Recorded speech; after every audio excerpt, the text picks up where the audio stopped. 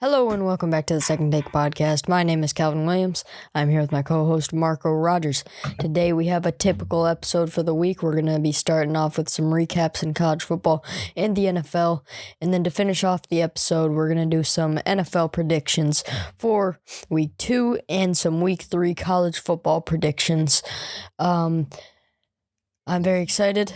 This is going to be a much better week in college football than it was last week, and I am very excited last week we'll talk about, but this is setting up to be a more exciting week than it was last week.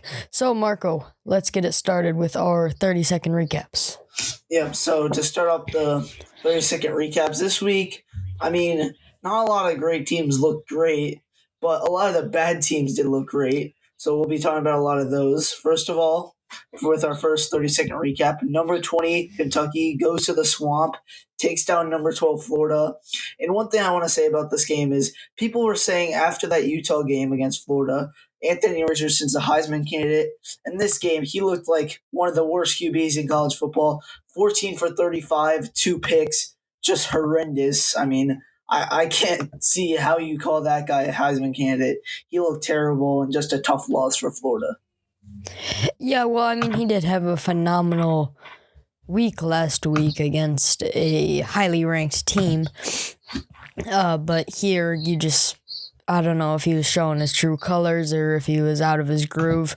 Something wasn't right. And Kentucky was able to pull away with this one.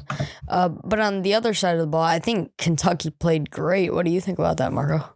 Yeah, Will Levis, obviously Kentucky's QB, he played very solid, 200 yards, a touchdown, a pick. And overall, Kentucky did a good job of keeping the ball out of Florida's hands. And when Florida did have the ball, they weren't doing much with it. So just overall, a great win with it for Kentucky. Yeah, just like both sides of the ball working together. That's just good complementary football right there. And Kentucky was able to get it done. And just not to mention, Florida didn't actually score a single point in the second half. So, Kentucky has shown that they can push through all 4 quarters. All right, moving on. BYU, number 21, takes down number 9, Baylor at home in an absolute thriller. Marco, what do you have to say about this one? The kicking in this game was terrible. End of regulation, I believe BYU had an opportunity to kick a game-winning 37-yarder or something. They completely miss it. Then overtime, Baylor misses a kick to start out the overtime. Then BYU just runs the ball, has about a 35-yard kick, misses again. Eventually, BYU does get the job done, but this was just overall a very gritty game, hard fought, and overall BYU won in the trenches. Jaron Hall, their QB, had a great game. Their wide receiver 1, Chase Roberts, he had a great game, 120 yards, a touchdown. And overall, BYU they deserved this win. Baylor did not look like a top 10 team, and just not a great day for Baylor. Big win for BYU. Yeah, Baylor started off the season with a bang with a 69-10 victory. But BYU had a very strong game here. It was a very defensive game.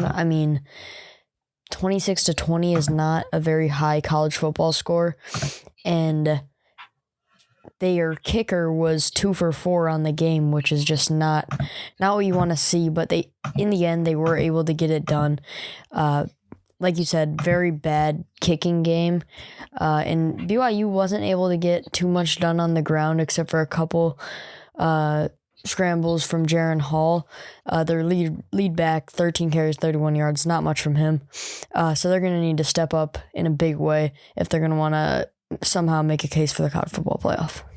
Yep, and for the third 30-second recap, number 1, Bama, heads to Austin, Texas. People think this is going to be a blowout, but this game was very close. I think if Quinn Ewers stays healthy this whole game, I think Texas wins this game. He was looking great early. Obviously had the injury. He'll be out 4 to 6 weeks. Hudson Card comes in, does well. He himself was also limping, And overall, Texas misses that chip shot field goal to end the half. That really hurts. And then they just weren't able to finish in the red zone. And that last drive from Bama just firmly cemented this game. And Texas just can never get over the hump, it seems like. Yeah, I mean, truly a tough loss for Texas, losing on a drive from Heisman Trophy winner Bryce Young, Alabama winning on a field goal. Quinn Ewers, though, he played phenomenal in this game. He was looking like a borderline Heisman candidate the way he was playing. 9 for 12, 134 yards in like the first quarter and a half. And just brutal to see him going down. Two of those three incompletions also were like pass interference calls. So that guy was looking amazing. You hate to see him hurt, but that's the nature of the game. He'll, like Marco said, he'll be out 4 to 6 weeks. Hopefully he can pick up where he left off when he comes back. All right, our final 30-second recap. Michigan destroys Hawaii. I mean, we knew this wasn't going to be a close game, but like we said, the reason we were watching this game is to see how the J.J. McCarthy and Cade McNamara battle shaped out. J.J. McCarthy played absolutely phenomenal, making plays Cade never was able to, showing a tremendous poise in the pocket, stepping up, making throws, telling his receivers where to go. I think it was a true display of talent on JJ's part. Marco, how do you think that went down?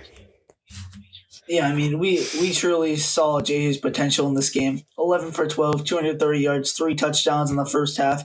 That one incompletion was a drop. I mean, he only didn't score on one drive because of that drop. I mean, this was just an overall dominant game. Receivers were getting open. And, I mean, I think that one throw, 2 throws to Cornelius Johnson, one downfield, like 50-yard bomb. He didn't have that much separation, perfect pass over the shoulder. Then the one where he was rolling out to his left, goes at crossbody, hits Cornelius Johnson in a tight gap in the end zone. That was also an incredible throw. And he just does some things that Cade simply cannot do. And Cade looked terrible in this game. I mean, he went about 4 for 6. Most of those completions were check downs, and he threw a pick off a play where the receiver was open. So just rough game for Cade, great game for JJ, and he easily cements himself as the starter. Yep, definitely excited to see if he steps up again next week. I mean, he was throwing the rock like a Heisman candidate out there. All right, moving on. We'll talk about some of the upsets that went down this week. A couple losses in the Big Ten, a couple top 10 losses at that. First, we got Marshall going into South Bend and taking out number 8 Notre Dame. Marcus Freeman losing 3 of his first games as the head coach of Notre Dame. Not a great start for him. Definitely tough games to start his career off with, but Notre Dame truly not looking good here. Yeah, I mean, this wasn't like an upset where like Marshall comes back late and gets like a fluke play at the end. No, Marshall completely dominated this game from beginning to end. I mean, they ran it all over Notre Dame. Kalan Laybourne, the running back, 31 carries, 163 yards, and a touchdown. He looked unstoppable. Henry Colombi, the Marshall QB, wasn't making mistakes, just throwing the ball downfield, making the necessary throws. And Tyler Buckner truly looked terrible. The only thing he could do is run. I mean, he has no future as a Notre Dame quarterback after that. And Notre Dame just got dominated in this game overall. Marshall truly looked like the better team. I think Notre Dame was completely overrated coming into the year. This completely proves that. And that Ohio State win over Notre Dame in week 1 truly does not look very good right now. Yeah, you're completely correct. Takes a lot of notches off Ohio State's resume. Moving on, App State goes to Texas A&M, takes them out. Huge changes in rankings as Texas A&M had one of the best recruiting classes in the entire nation. Marco, what do you think about this one? Yeah, I mean, you have a bunch of 5-stars, and then you have Hudson King throwing to them. I mean, he's fine, but he is not a QB that should be leading all these 5-stars. I mean, they have so much talent. I don't think he can really throw very good passes to these receivers. App State, what they did great this game, the time of possession, they completely controlled the ball all game. I mean, they kept the ball out of Texas A&M's hands, and at the end, they hit a field goal, a couple runs, big runs late, and they got the job done. And this team could very easily be 2-0. Obviously, that heartbreaking loss last week to North Carolina and another thriller. And they just dominate the Aggies with better coaching, in my opinion. Yeah, disappointing game, for Texas A&M, but I mean, those things are going to happen at the start of the year. Rankings are going to filter out. We'll see who the real top dogs are. Georgia Southern taking down Nebraska, gets Scott Frost fired for once and for all. That man should have never been a college football coach. 16-31 record at Nebraska. Absolutely terrible. I don't have much more to say about that. Yeah, I mean, Nebraska's offense, I mean, Casey Thompson looks phenomenal, but their defense is so bad. I mean, their special teams is terrible. And when you have a bad special teams, bad defense, you're losing 2/3 of the game. And they've lost 2/3 of their game so far. I mean, they just do not look like a good team under Scott Frost. I doubt the assistant coach will do very well to start. Once they can find a new coach, maybe Nebraska can finally be back. Probably not. Yeah, but definitely, I think more hope for Nebraska fans because that was just simply not a good situation for them. All right, moving on. Another really, really tough loss for the Big Ten. Number 19, Wisconsin, goes down to Washington State. Truly disappointing. I mean, you like to see when the Big Ten does well, especially as a Michigan fan. And you're just really not making us look good when you lose to unranked teams. So, Marco, what do you think about this one? I mean, the Big Ten West sucks. Iowa puts up 7 points in each of their first 2 games. They lose to Iowa State. Wisconsin, I mean, this was just a terrible offensive game. Not much else to say. Graham Mertz wasn't that bad. 230 yards, 2 touchdowns, a pick. A bunch of fumbles, I believe 3 fumbles by Wisconsin. They just were being sloppy with the ball. Couple goal line stands by Washington State. Braylon Allen looked good, but not like the Heisman candidate people say he is. And again, Washington State, they controlled the ball while Wisconsin just was being sloppy with it. And Washington State pulls off a shocking upset in Camp Randall Stadium. Yeah, definitely a tough loss for the Big Ten, Big Ten West. Once again, looking like the winner of the Big Ten East is going to win that Big Ten title and probably go all the way to the college football playoffs. All right, moving on to the NFL. We're going to start to breeze through the rest of these because we don't have too much more time left because that was a eventful week in college football, to say the least. A little more to cover, so we're going to breeze through the rest. All right, Bills destroying the Rams in a 31-10 victory. Josh Allen looked like the best quarterback in the league, just as people said he would be at the start of the preseason. And the Rams just did not look good. I mean, they had the Cooper Kupp and Matthew Stafford connection going a little bit at a few times during the game, but not having Odell Beckham Jr. is a huge loss for them. And Allen Robinson did not seem to be the guy to fill him in. So, really, really disappointing games for the Rams, offensively and defensively. I'm not sure how well they'll recover after this one. Yeah, I mean, tough loss for the Rams. Next up, Steelers shockingly beat the Bengals. I mean, Joe Burrow looked horrendous. He had 53 passing attempts, only 338 yards with 53 passing attempts, 2 touchdowns, 4 picks. He was being sloppy with the ball. And, I mean, Steelers had a couple of great plays late. Minka Fitzpatrick had that blocked extra point, had a pick 6. I mean, he looked great. And Bengals just don't look good. I don't think they're going to get back to the Super Bowl this year. Yep, for sure. I mean, ton of missed kicks in that game also. That was just absolutely terrible. Moving on. Lions losing another close game. Tough loss to the Eagles. They fought their way back, down 17. They couldn't get the necessary stops at the end. The offense, I will say, looked like worlds ahead of what it did last year.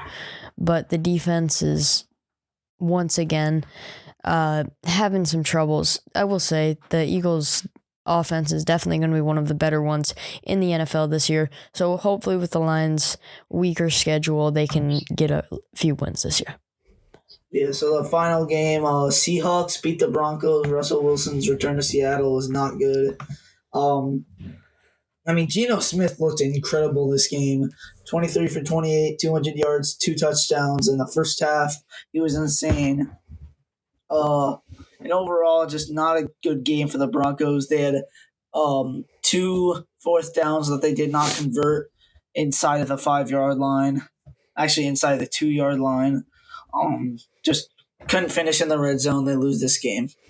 Yeah, red zone fumbles are not going to be what you want moving on the season, but they definitely have some hope because that's not going to happen every game. All right, moving on to our prediction segments. We're going to start off with the NFL, then we'll go to college football, do all of our college football predictions and stuff. So we're going to start off with the Los Angeles Chargers versus Kansas City. Marco, what do you think about this one? This is going to be a great game. 2 MVP candidates at QB. Both teams have great receiving cores. I'm not sure if Keenan Allen will be healthy, but still, 2 great receiving cores, 2 great QBs. This is going to come down to which defense does better. Obviously, Chargers have the better defense. They have Khalil Mack. They have Joey Bosa. They have J.C. Jackson. They have Derwin James. But, I feel like this Kansas City defense as a whole works better. Chargers have those stars, but they don't have the in-between guys that get the job done. I think Kansas City has those guys. I got Kansas City winning this game close. Yeah, Kansas City had a dominant win over the Cardinals last week. I think it's going to be a close game. Chargers preseason, a lot of people were saying that they'd be one of the better offensive teams in the NFL with Herbert, Eckler, Keenan Allen. But they didn't look all that good. I'm not going to lie to you. Sorry. Let me rephrase. They didn't look as good as the Kansas City Chiefs looked last week, and I think the Chiefs are going to take this one. Yep. Next up, we have the Tampa Bay Buccaneers taking on the New Orleans Saints. Saints have absolutely owned Brady, 2 1-0 teams. It's going to come down to how well Brady plays, in my opinion. If he can have a good game against the Saints, I think they'll easily win this game with the receivers that they have. But if he struggles against the Saints like he has in the past couple of years, then I think Saints win this game. But I do think Brady gets the job done. I got Buccaneers by 10 or so. All right. I think the Saints, they looked fine last week. Winston didn't have any turnovers, didn't have any picks, which is really a new thing for him, as he has had troubles with turning the ball over in the past. So that's definitely a positive for the Saints. But the Bucs just have too many weapons. Once again, a battle of the 1-0 teams, but I think the Bucs will be the ones walking away, staying at that undefeated record. All right, moving on.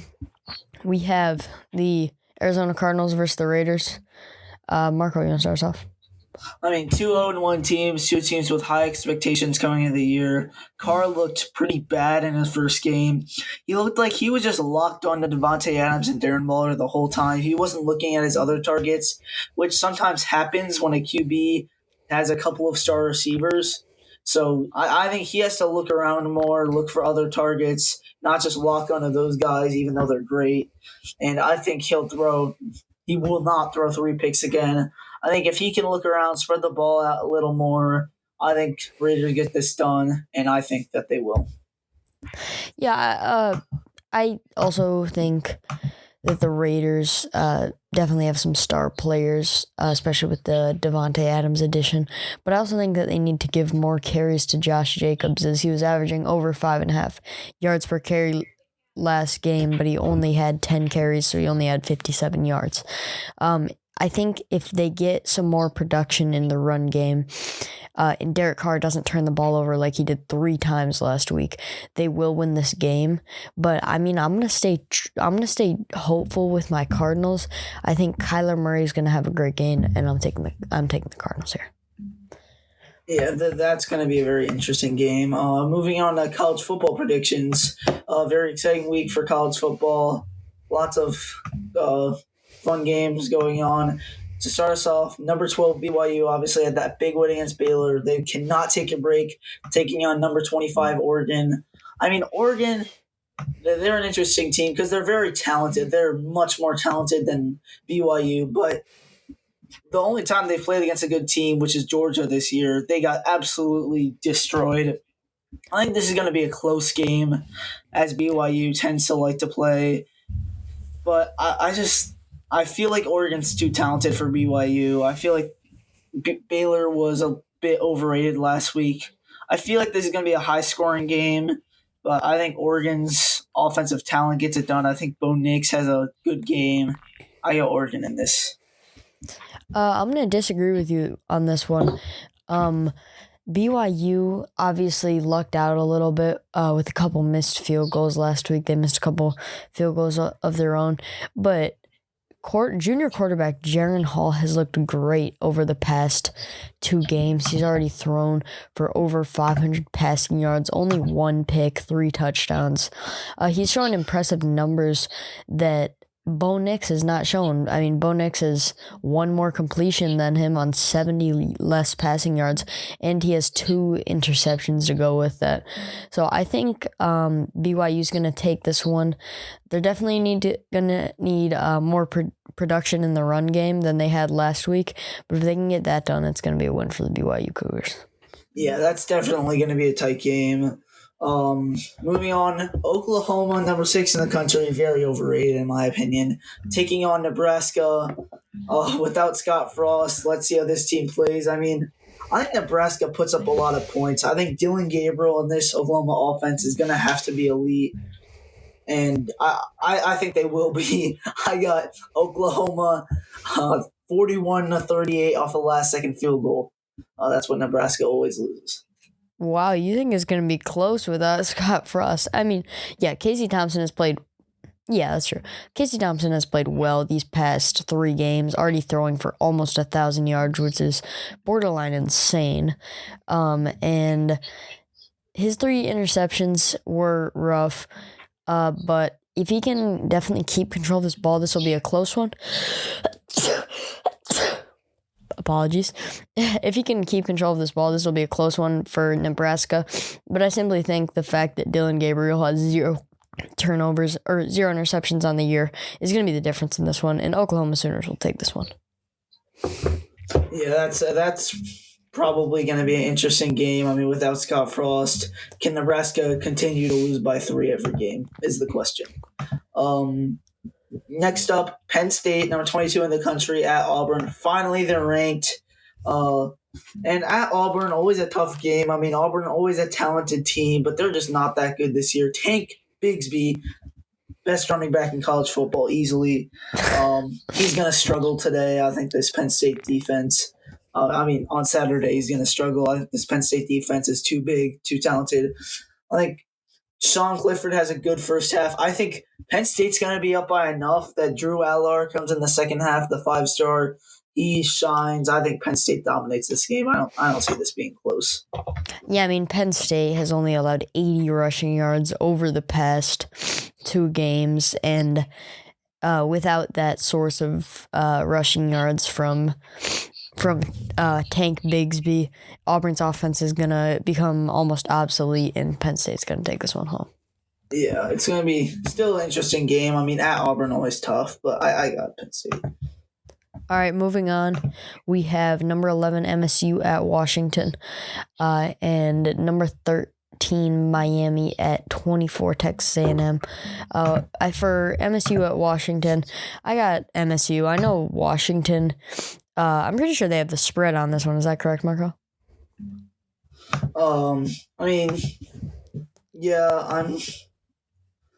going to be interesting. But they do have the spread, right? Oh, Washington. Yes, Washington does have the spread. Yeah, so although Washington has the spread, 2-0 start, they've had a great start from Michael Penix Jr.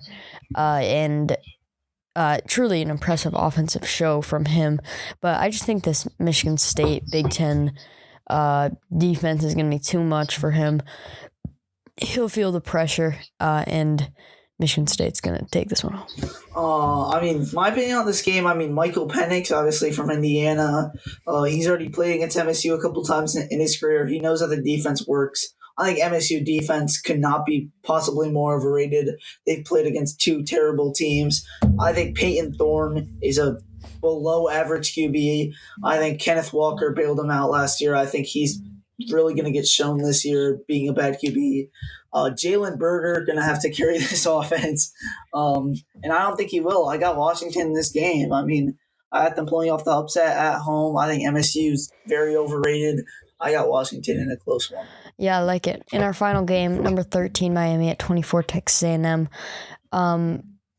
Miami, very highly ranked team for the first time in a little while.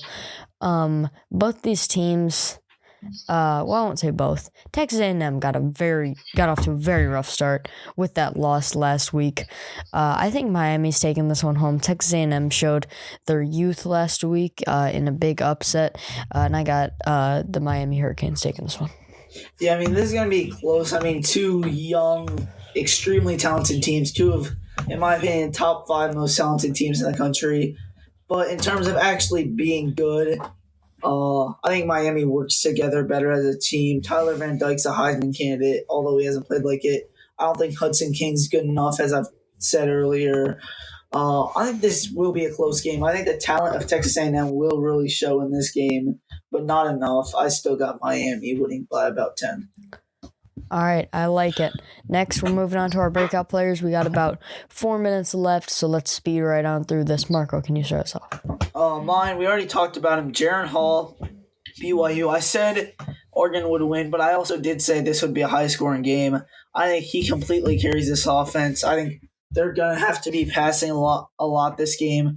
I think his dual threat ability will really help him. I got him passing for over 300 yards, maybe a couple touchdowns, rushing for over 50 yards, maybe a 50 yards, maybe a touchdown. Yeah, he'll definitely be a key factor if BYU wants to win that game.